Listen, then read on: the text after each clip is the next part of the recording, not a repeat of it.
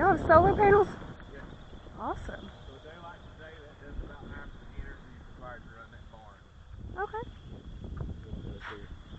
There's more on the cheese plant. Awesome.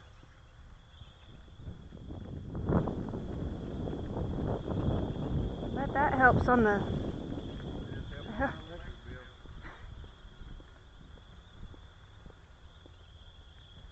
I don't think I could get work here. I'd get caught up in the scenery. In the scenery. I just get lost. You just kind of like go through it every day. Red cow. So this is the robotic milking facility here at the farm. So in this facility, robots milk cows. There are 8 robots in this facility. There are currently 475 cows in this facility. These 8 robots milk those 475 cows 3 times a day. Oh wow. Then we still have 2 traditional facilities that use here at the farm. And they require dairymen to clean a cow, prep a cow, check a cow, and attach the unit to the cow to milk her.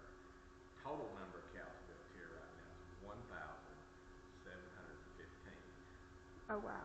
And 90% of the fluid milk produced by the cows goes to Mayfield Dairy in Athens for processing.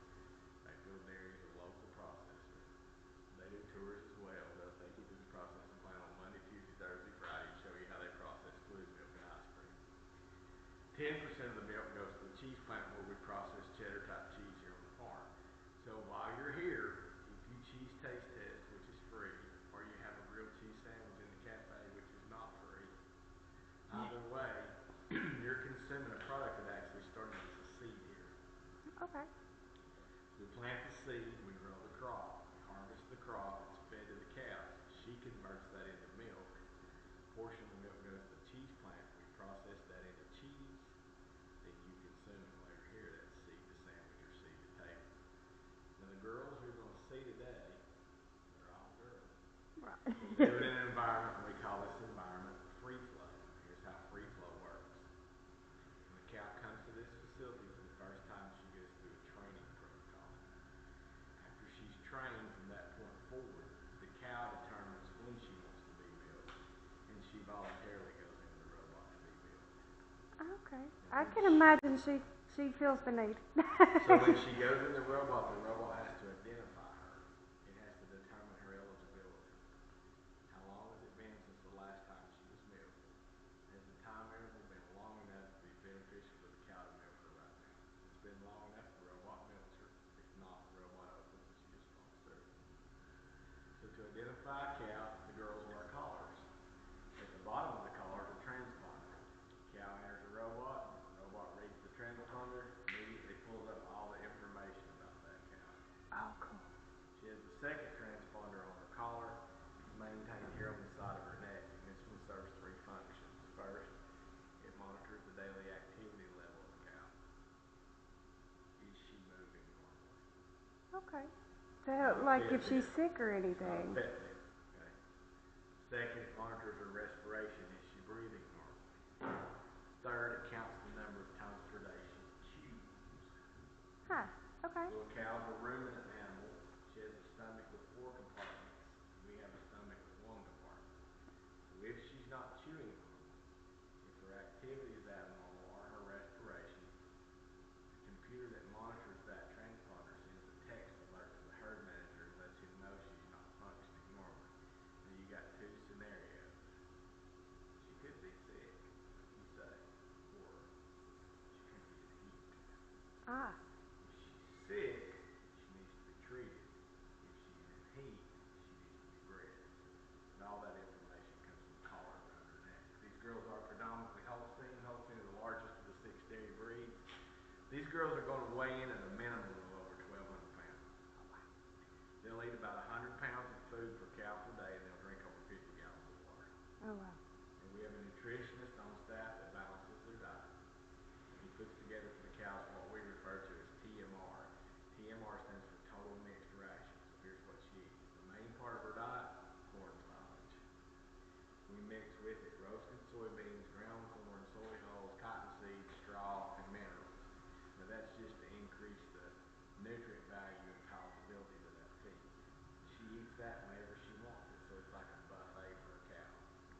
goes into the robot to get milk, she gets a treat. Really? Now, the treat she gets has a nutritional value to the cow. She doesn't know that. It's very high energy. It's actually made from cereal grains. So they take different types of cereal grains, they put those together in a proportion level to get the exact energy level we want for the cow. They add a special ingredient, they blend the product, and then run it through a pelletizer so it comes out in small pellets. The special ingredient is vanilla flavoring. So to the cow, when she goes in the robot, that's like getting cookies. Yeah. That also is the reason cows sometimes go in robots when they don't need to be milked. Right. Cows are cookie thieves. Now, if we don't milk her, we don't feed her, but that don't mean she won't try. A cow every one day went through the robot 6 times. These girls are averaging 12 gallons of milk per cow per day in production. The barn is divided into several opportunities. That's a picture history of the farm back to 1900. John and Sarah Harrison bought the farm in 1987. He's the 7th generation farmer. He's a 4th generation dairyman. 2 of his children work with their daddy on the farm at different aspects. Caesar Sandwich is the concept behind the cafe. Those are our people, and that's our mission. Let's go watch the cow get milked by the robot. Oh, we're working on that for a while. So, let's see here. Somebody let me know where to go to the next robot.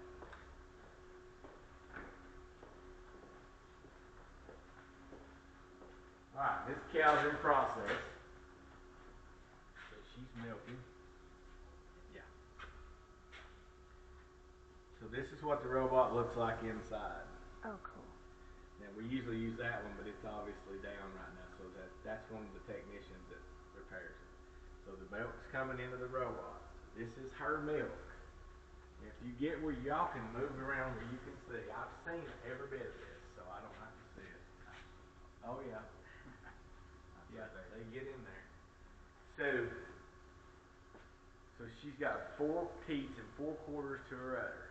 And she doesn't have the same amount of milk in each of the 4 quarters, and she won't milk out at the same speed. So these units detect milk flow. So as it detects no more milk coming from an individual quarter of her udder, it's going to release teat cups one at a time until all 4 are released. And when the 4th one's released, you watch very carefully, it will spray her teats individually with an iodine solution. That's an antibacterial spray, and that's just to protect the cow. The robotic arm will come out, the front gate will open, and the cow will exit. That is so cool. She's almost finished. And this cow's giving she's right at 4 gallons of milk. One milking? Yeah, they'll milk 3 times a day like that. Oh, wow. Right. Now, she's eating while she's being milked. But they don't get the same amount of feed. It's based on how much milk they get. So some cows only get 2 pounds of feed every time they're milked. And some cows get as much as 6.5 pounds every time they're milked. Oh, wow. The robot knows how much each cow's supposed to receive. The robot also knows how long it's going to take to milk that cow. So it prorates her feed throughout the session. She's fed incrementally. Now she's done. Now can you see her udder? Now watch the spray her teeth. It's going to spray each individual teeth twice. Okay, it's using lasers to line up and everything too. Yep.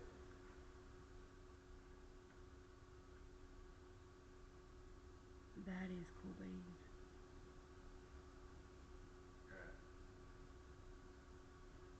And the robot's going to come out from underneath her. And the front gate's going to open. And she's going to exit.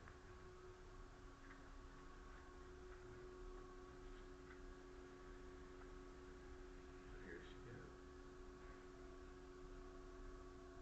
Front gate's going to close. Back gate's going to open.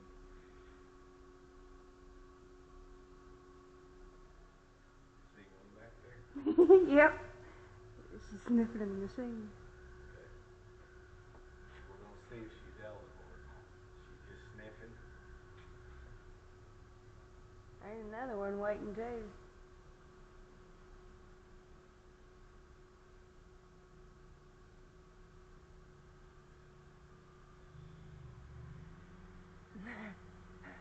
There's a few waiting. Right, here she comes. So let's see if she's eligible. So she's not eligible, so that's a cookie thief.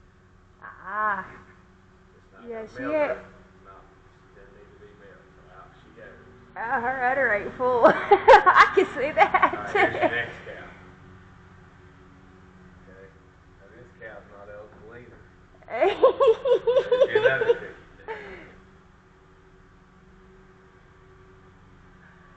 Yeah, there's not another one waiting. I listened to his cookie things. That's pretty cool, isn't it? Yeah, that is cool. Alright. Now notice the milk from the last cow's gone. Okay, yeah. So while the cow's milking, the robot's actually testing her milk Okay. for butter, fat, protein, lactose, and somatic cell count.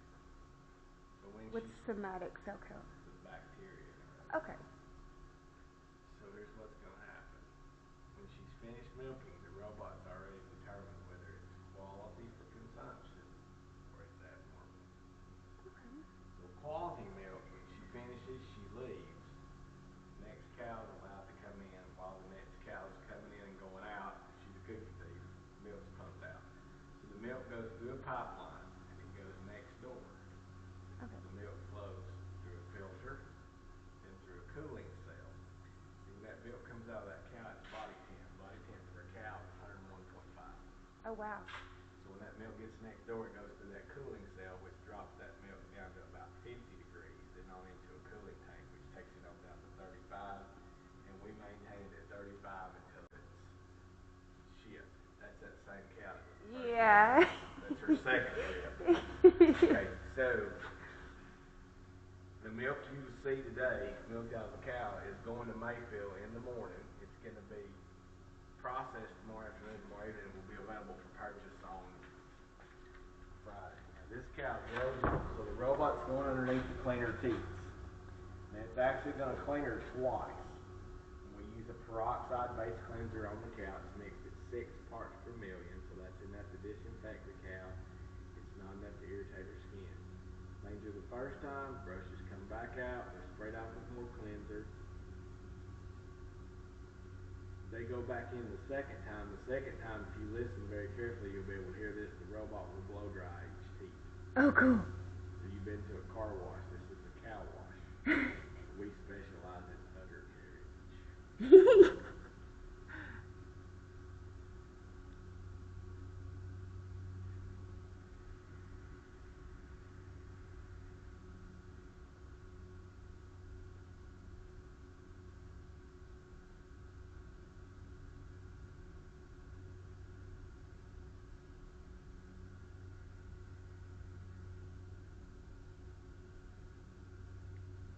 That is so cool. I do like it how it's voluntary for the cows and not just installed, you know. They have some little, that's really good. They come in when they want to. Now they have to be trained. We'll talk about training in a minute, but she chooses.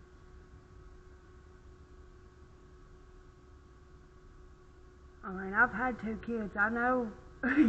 I knew when it was Yeah. time to feed. Go back up here to the other side of the window where you can really see. Look underneath the cow. See the red lights? Yeah. Now watch the teat cups.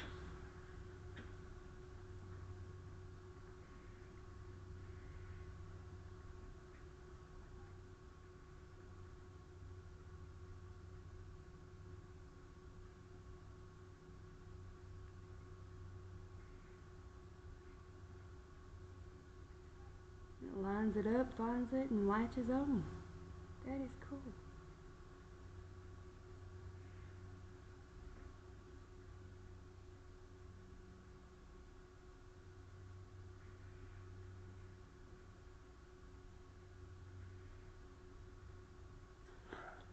She looked like she kicked her leg up. Like, get on that.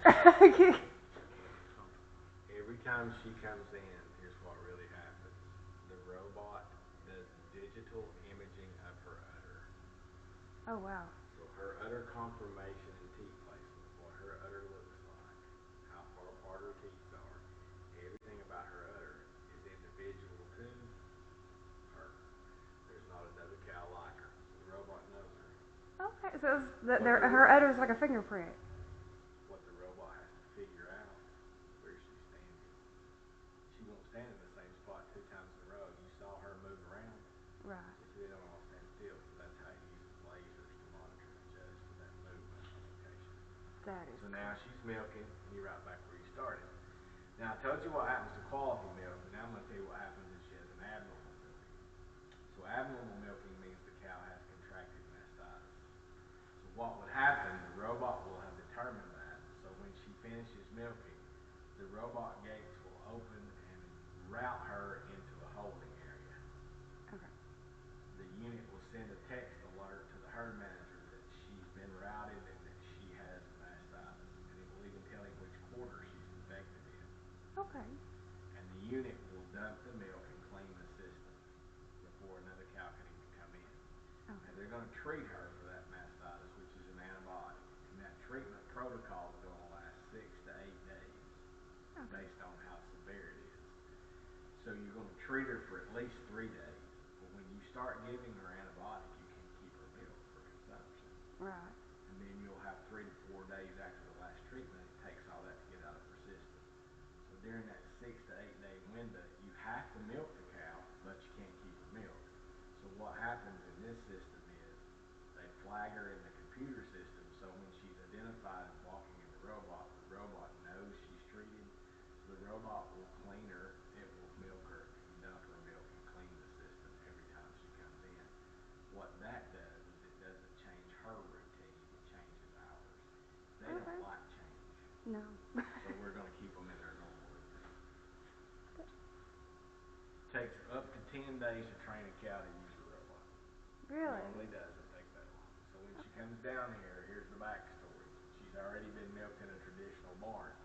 So the part of the teacups going on her udder, that's not new. It's the robot. That's Right. new. And she's scared of the robot. Right. So the first time with the robot, she usually doesn't eat. And sometimes she won't give you any milk because she can hold her milk and she's uptight because she's scared of the robot. Okay. So you release her, she goes out here in the barn, she's wandering around watching these other cows come in and get milk for the next 6 hours. Second time you bring her back, she'll nibble at the cookie and you'll get some milk, but she's still not totally relaxed with that robot yet. Third time when you go get her, she's got an udder and she wants rid of that milk because she's engorged. Mm.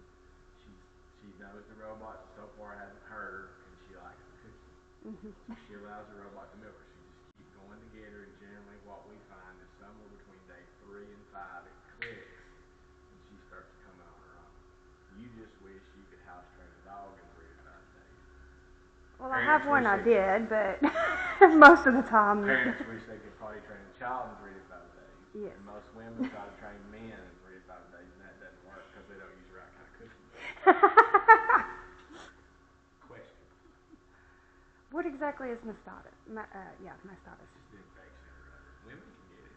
Okay. So it's I was thinking it's something that I'd heard of, but you can get it, and it's when you're nursing, and it's infection of the mammary system, and you just treat it with antibiotics. But it's painful.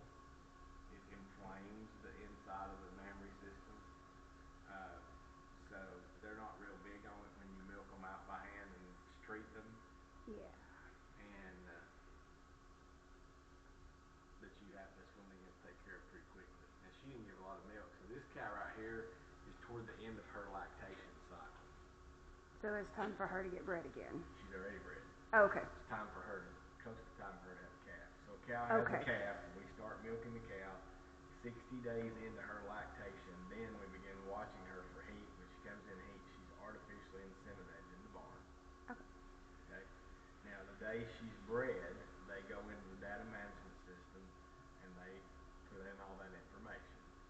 They'll come back in here 35 days later and they'll take an ultrasound machine and they'll pregnancy check that cow.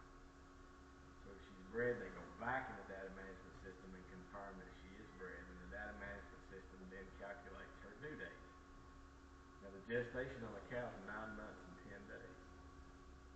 So what the robot system, the data system does is it backs up 60 days from her due date, and that's what it gives you her dry date. So basically, 2 months before time for her to birth her next calf, we're going to stop milking her.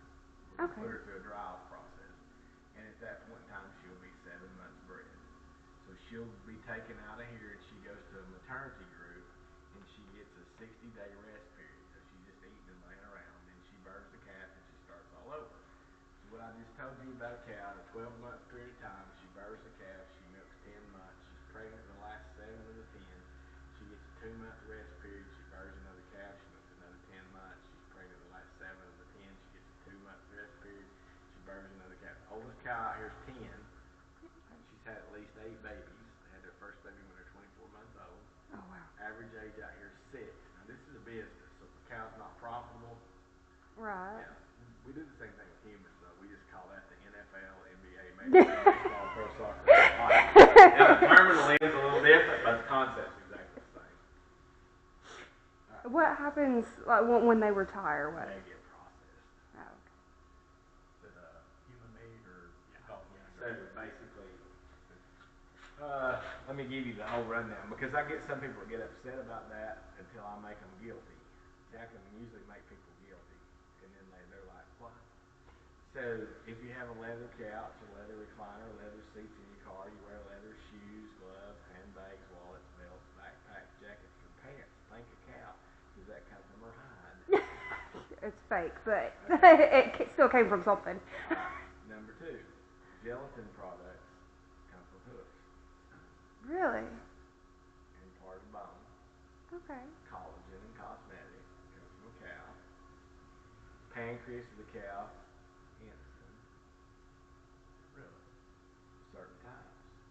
Pericardium from the cow's heart, repair heart valves in humans. I've had people on the tour that have had it. Oh, wow. I've had people on the tour that have had bone graft using bovine bone. Oh, wow. The meat from an aged out dairy cow is not high quality. It's not going to be a fancy steakhouse. It's going to be Golden Corral, Western Sizzler, McDonald's, Burger King, Wendy's, Taco Bell, school food, or pet food. Cow tongue is not utilized much in America. It is a delicacy in Asia and Latin America, so most of that's shipped out. Yeah, I've had to tell a friend of mine, she's married to Mexican, and she informed me that that's the meat that they choose for their tacos. And I was like, yeah, I'm going to need you to not tell me what I'm eating, because I probably won't eat. So basically, that being said, she's not going to waste. She's going to be totally utilized. All right. Cost on a robot. Well, your solar panels help. I'm talking about how much a robot costs. Oh, goodness. 75? How much? 75? 250. 250,000 a piece. Oh, wow. But there's 8 of them in here. Now here's the key. They run around the clock, so they'll never stop. How long does it take for one to pay for itself? I don't have a clue on that. They don't tell me everything. Alright. Now I'm going to show you a video in here, but this video is going to have 4 things that have changed since the video was made. The video is going to tell you we're milking 1,500 a day. No, we're over 1,700. The video is going to tell you that John's farming 2,000 acres. Nope, he's farming 4,000 now. Oh, wow. Video is going to tell you there's 3 calves birthed a day. Nope, there's about 5. And the video is going to tell you a calf stays with a cow for a day. Nope, they're pulled pretty much immediately. Don't cry, these cows are not maternal. Yeah, They're no, not I like beef reckon. cows. Yeah. Beef cows are maternal. They'll kill. That allows us to keep a special watch on our pregnant ladies, ensuring that they have the safest and best delivery possible. Oh.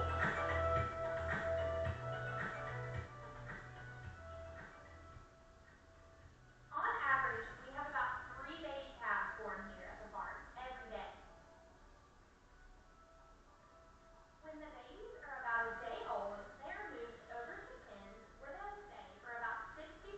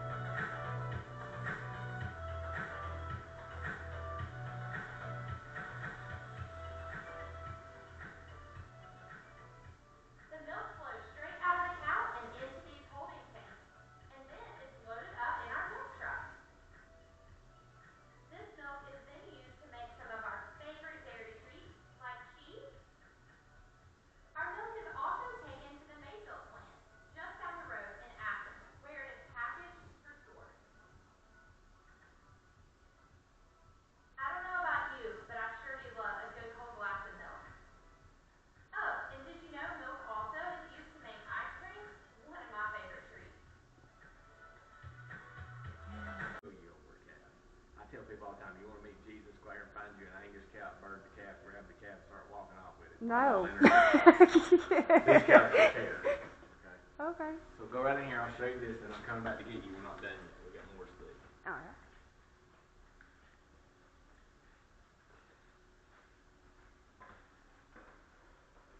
Hey y'all, welcome to Sweetwater Valley Farm. I'm so excited to get to talk to you guys today and show you a little more about our operation. My name is Mary Lindell and this is my family's farm. We are milking about 1,500 cows each day and also producing lots of delicious cheese. So come with me, I'm going to take you around and show you a little bit more about our operation.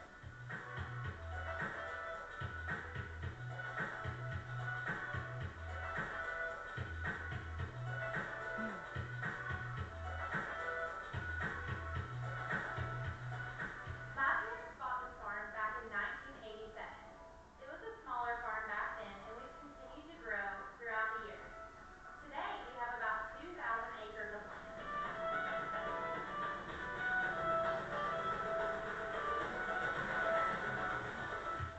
With as many cows as we have living at our farm, our most important job is keeping them well fed.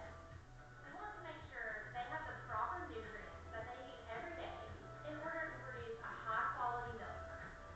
Most of the feed that our cows are eating every day comes straight from what we grow at our farm. During different times of the year, we are growing corn, oats or barley, and also hay. We will harvest these crops and store them in big pits in the ground called bunker silos, where they will remain throughout the year in order to keep our cows well fed.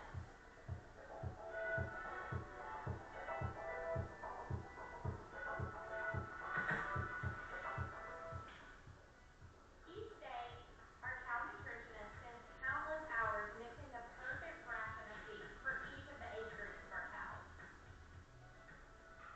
We mix all the different ingredients for the feed together and then drive it down to the barn, fill it with some water, and then take it to the alley to dump out for our cows to eat on all day long. One of our full-grown milk-producing cows will eat about 100 pounds of this feed a day.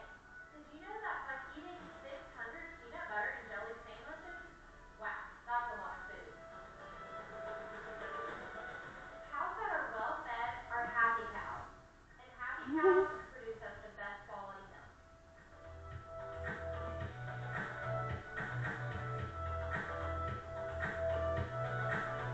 Welcome to our maternity barn. This is where we house all of our pregnant cows. This area. Well, that's it for the tour. Thanks for joining me, and I hope you learned a little bit more about our dairy farm. Alright, let's keep moving. Going to the other end of the barn. Do not make me have to herd you down there. You just need to hoof it on your own. All right.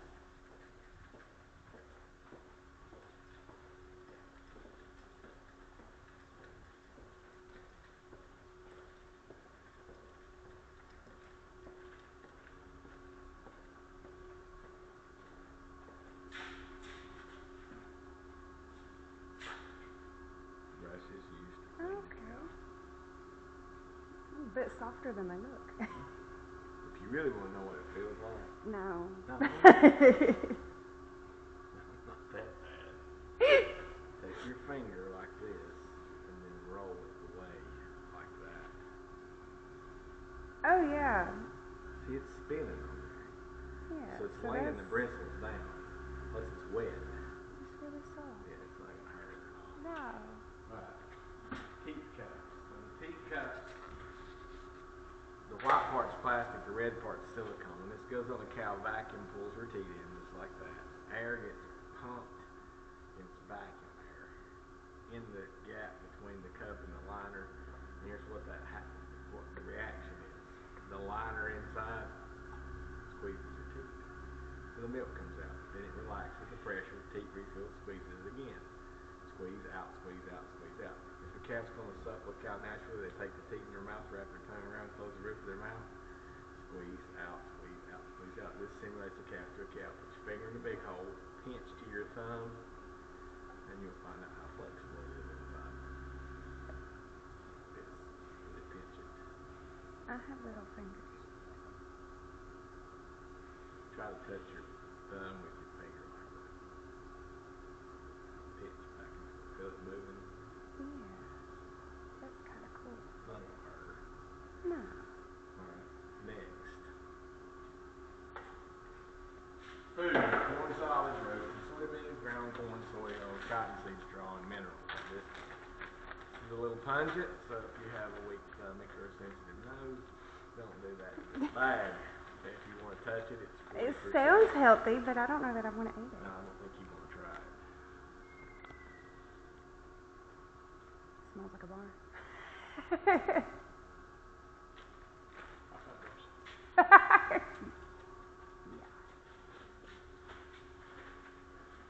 Well, they all lined up over here. But she's while she's being milked. Ah, that's the yummy stuff. Oh, yeah. Up the steps and look out the window.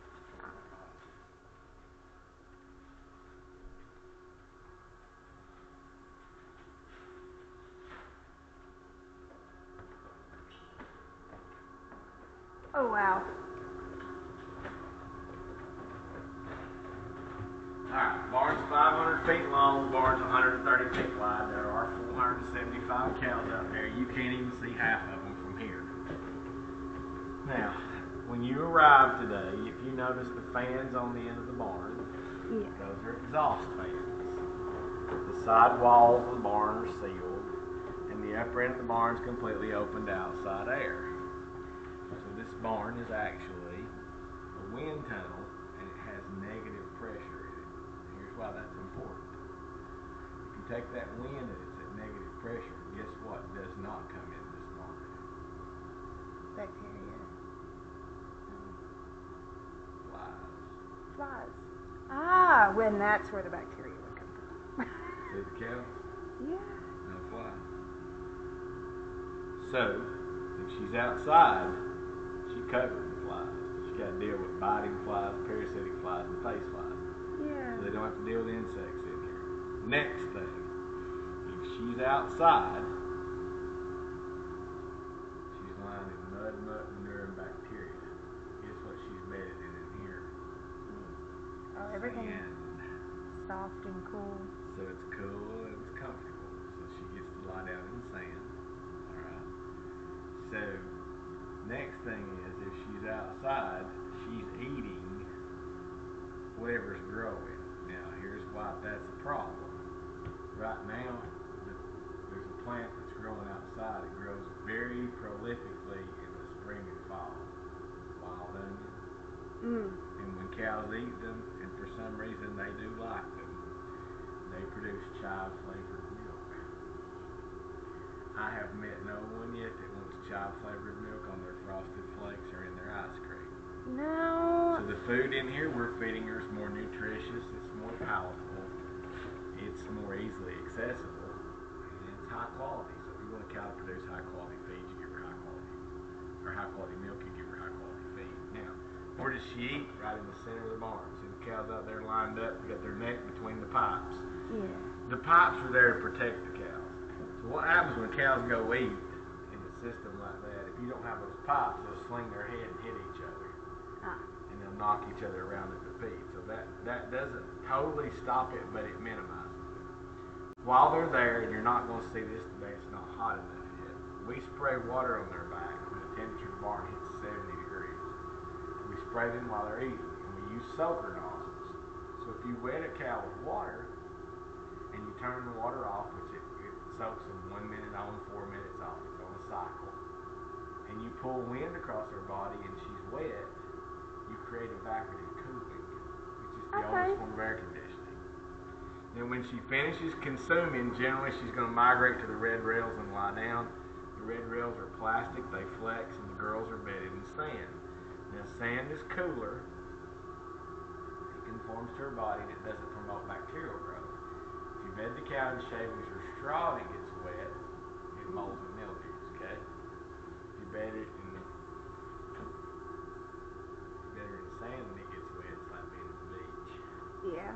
Right. It So gets some of hard. them are lying there chewing, they're ruminating, they're chewing their cud. They swallow their food whole, it goes into the rumen, it rolls that around in gastric juice and some bacteria, forms into balls called a bolus. She regurgitates those one at a time to reach you the food. So here's the deal. If she's lying down, she's comfortable. Right. If she's chewing, she's digesting. If she's digesting, she's making milk. Now, you've been down here with me for 40 minutes. What have you not heard from out there? Mm. What's that tell you? Stress. They're content. Okay. They're happy. Nothing to fuss about. Follow the red rails with your eyes to the end, right up here on the right. There's a water trough up here. There's 12 of those in the barn. They're easily done. Here's why. Cows tend to backwash when they drink. Cows salivate in the water. Sometimes they back up to the water trough. Figure that one out on your own. So they're dumped periodically just to keep the water clean. Now the other thing that you deal with in here is waste. These girls are producing over 60 pounds of manure per cow per day and 30 gallons of urine. And you got to keep it out. We use a scraper system. So there's scrapers, and they're attached to the chain. The chain's down in that track in the center of the alleyway. On 3-hour intervals, there are motors hooked to the chain, and they kick on automatically and pull that scraper down the alleyway and clean that floor. Now when it goes down through there, the cows just step over it. It's going really slow. Oh wow. It takes all the waste to the end of the barn. The waste falls off in an opening, and then it's flumed underground to a handling facility. When the waste gets to the handling facility, we separate. We separate liquid waste, solid waste, and sand. So liquid and solid waste is used to fertilize the crop fields, and sand is clean and reused to bed the cows. And they can get behind schedule. Now this is voluntary. You like Not that I can think of. this was not what you expected, though. No. I was expecting to be in little bitty stalls and horse milk. Yeah. Now this, I like it. Now, where they lie down in those stalls, do they lie down wherever they want to, or do they have specific stalls they lie down in? What's your thought? I'd imagine they. Creatures of habit. Okay, so I just kind of laid you out there now. Okay. Some cows don't care where they lay down. Then there are your Baptist cows. I'm a Baptist cow. They That's my spot. own their own pew. And when they go to lie down in it, here's what happens. There's another cow there, and she's lower in the pecking order. She's coming out. Physically. She'll get in there with her, hit on her with her head when she gets up. Oh wow. The way these cows are in here, a lot of times, sometimes, and these stalls are not tight, but a lot of times that stress is picked up if they're laying side by side. If you go find cows in the field, guess what they lay? They're laying on top of each other. You know why? Because in the animal kingdom, they're not predators, they're prey. That's a safety mechanism. Makes sense. Any questions?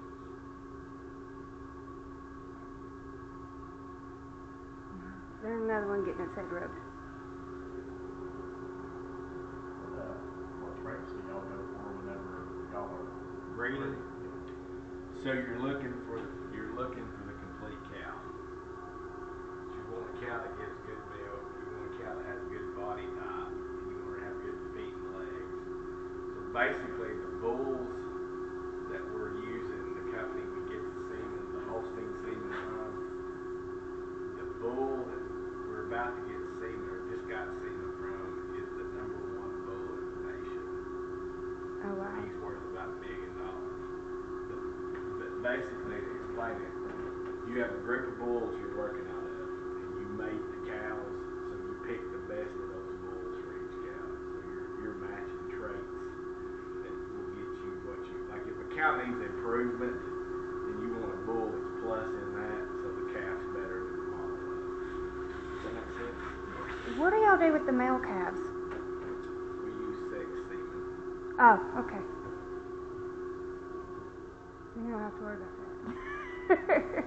We're in a girl business. Makes sense.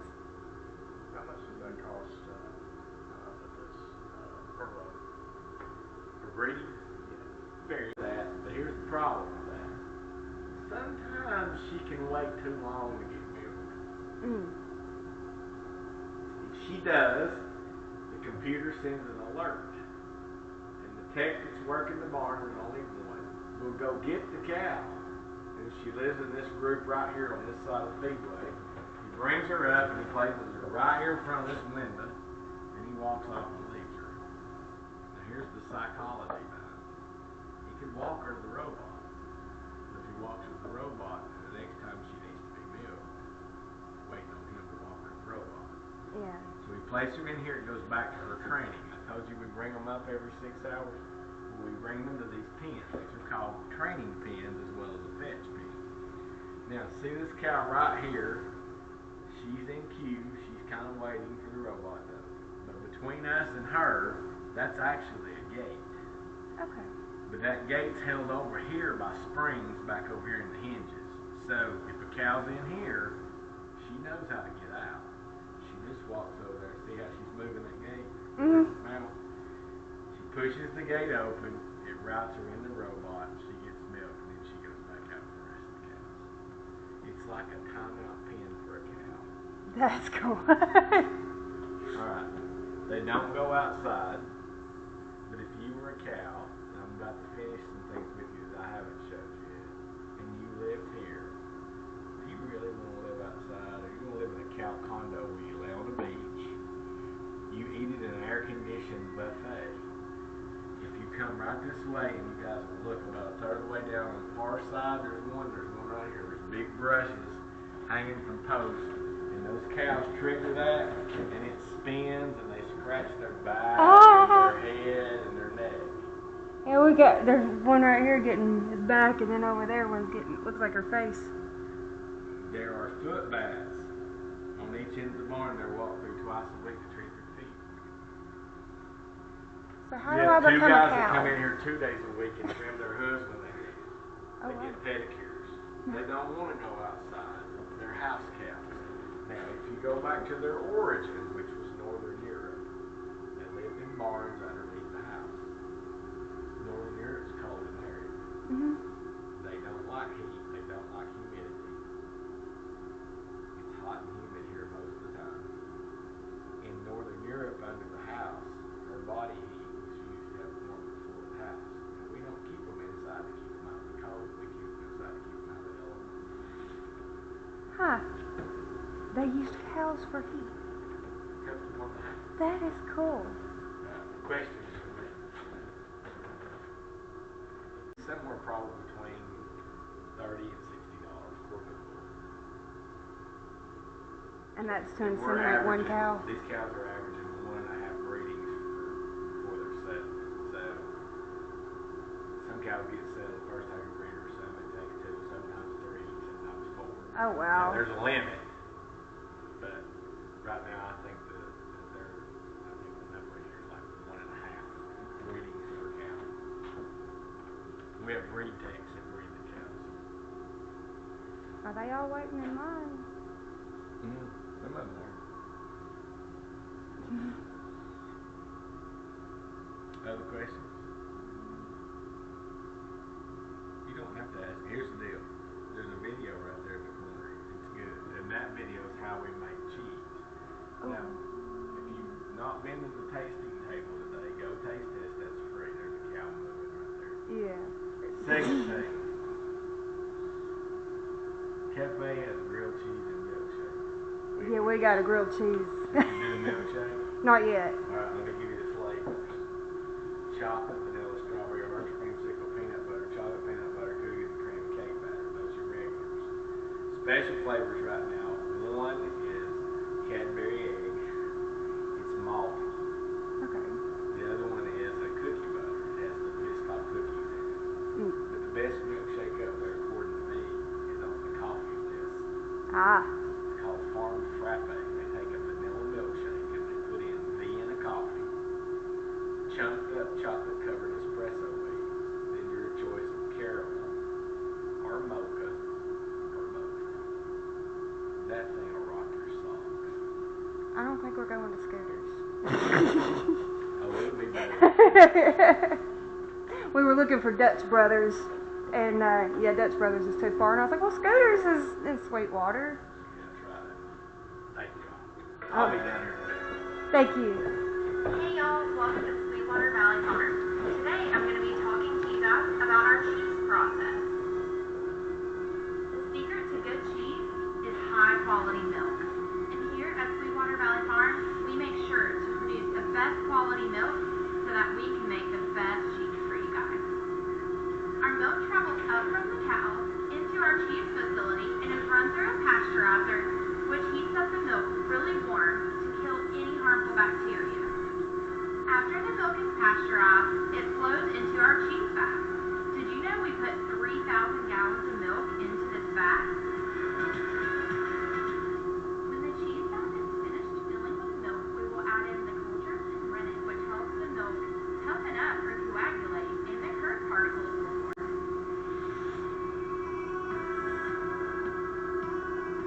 At this point of the process, we have curds and whey.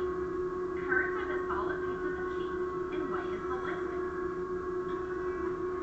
When the curds are tough enough to withstand being pumped, we will pump the curds and whey over to our drain table. As we continue to stir the curds, we will start to drain all of the whey, or the liquid, off of the cheese curds.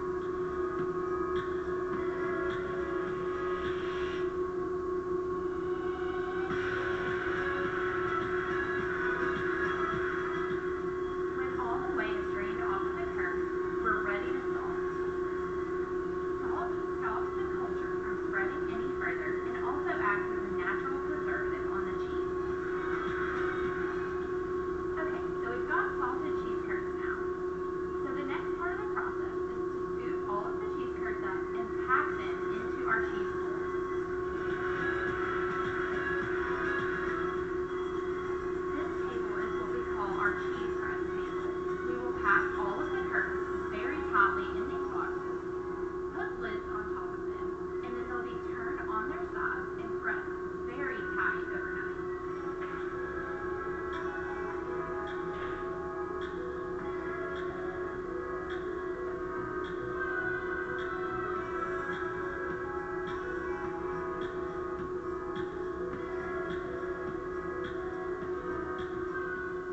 These boxes allow all the tiny little pieces of cheese curds to be pressed overnight into one solid big block of cheese. The next morning when we come in, all the cheese curds have been pressed into lots of big blocks. These weigh 40 pounds, and altogether we have about 2,600 pounds of cheese.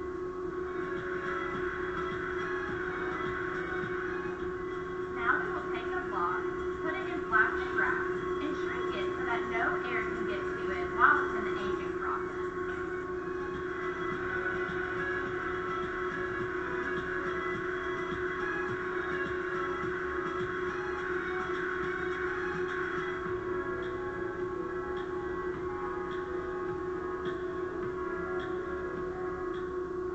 After the cheese block has been shrinked airtight, it will go in a brown box and will go into our cold room, where it will age at least 3 to 6 months before it ever comes out to be cut. Sometimes we will even have cheese that will remain in the cold room for up to 2 years. The longer the cheese sits, the sharper it becomes. Once the cheese is done aging, we bring it out and cut it down into smaller blocks. Then we put a label on it and it's ready to go out into our store and other stores.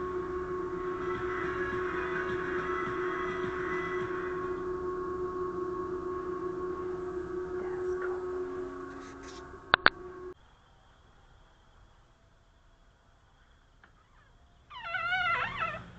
Go feed the dog. Hello. Hi. Okay.